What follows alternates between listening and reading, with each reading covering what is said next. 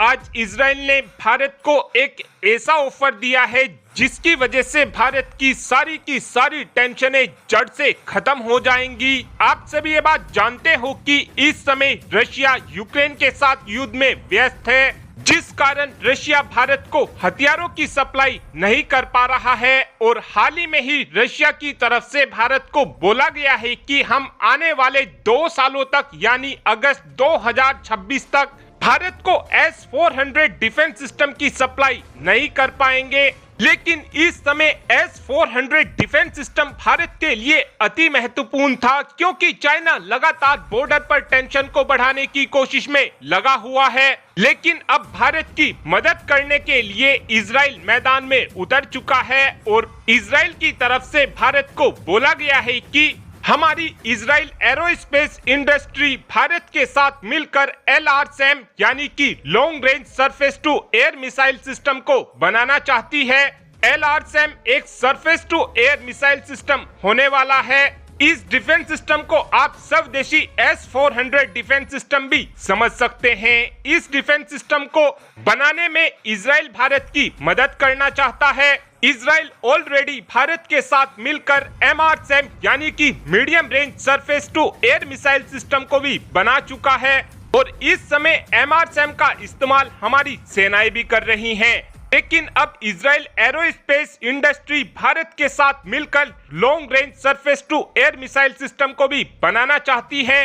और अगर हम इजराइल के साथ मिलकर LRSAM डिफेंस सिस्टम को बनाते हैं तो ये डिफेंस सिस्टम बहुत ही ज्यादा घातक बनेगा और कहीं ना कहीं हमारा LRSAM डिफेंस सिस्टम काफी आसानी से S-400 डिफेंस सिस्टम को भी पीछे छोड़ देगा।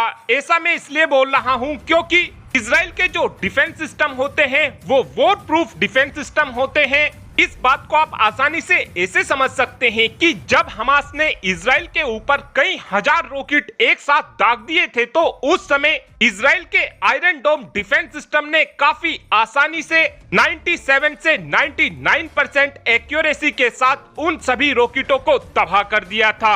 और इजराइल के डिफेंस सिस्टम की पावर का अंदाजा आप इस बात से भी लगा सकते हैं कि जब आर्मेनिया और अजरबैजान के बीच युद्ध हो रहा था उस समय आर्मेनिया ने अजरबैजान के ऊपर रशिया की सबसे शक्तिशाली मिसाइल यानी कि स्कैंडर मिसाइल को अजरबैजान के ऊपर दागा था। उस समय अजरबैजान के पास MRSAM डिफेंस सिस्टम मौजूद था और अजरबैजान के MRSAM डिफेंस सिस्टम ने काफी आसानी से रशिया की स्कैंडर मिसाइल को मारकर गिरा दिया था। और जो ये हमारा LRSAM डिफेंस सिस्टम होने वाला है, इस डिफेंस सिस्टम के अंदर 3 स्पेशल मिसाइल लगी होंगी। जो पहली मिसाइल लगी होगी उसकी मदद से हम 150 किलोमीटर की रेंज में दुश्मन देशों के फाइटर जेट, हेलीकॉप्टर, मिसाइल और ड्रोन को मारकर गिरा सकेंगे। दूसरी मिसाइल की मदद से 250 किलोमीटर की रेंज में टारगेट को मारकर गिरा सकेंगे और तीसरी मिसाइल की मदद से दुश्मन देश के टारगेट को 350 किलोमीटर की रेंज में हम काफी आसानी से मारकर गिरा सकेंगे।